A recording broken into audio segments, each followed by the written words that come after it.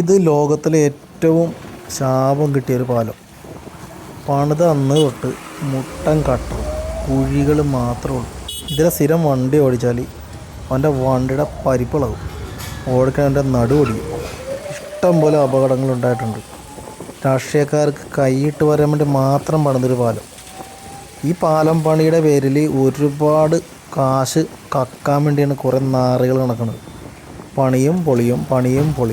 ഒരൊറ്റ തവണ മര്യാദക്ക് കോൺക്രീറ്റ് ചെയ്ത് കഴിഞ്ഞാൽ ഒരു കാലത്തും ഈ പാലം പൊളിയില്ല. സുഖമായിട്ട് വണ്ടി ഓടിക്കാൻ ഒരു ട്രാഫിക്കും ഉണ്ടാവില്ല.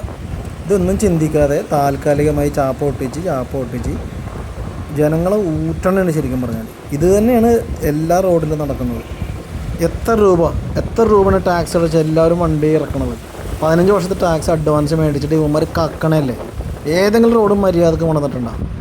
വെറുതെ ഉടായ്പെന്ന് ജനങ്ങൾ റോഡിൽ ഇറങ്ങി പ്രതിരോധിച്ചാൽ പറ്റും. ഇവന്മാരൊക്കെ തല്ലണം ശരിക്കും പറഞ്ഞാൽ, എന്നാലേ ഇവനൊക്കെ നന്നാവുള്ളൂ. അല്ലാണ്ട് ഫേസ്ബുക്കിലോ യൂട്യൂബിലോ പ്രതികരിച്ചിട്ടൊന്നും ഒരു നാണോ മാനോ ഒരുത്തനും ഇല്ല.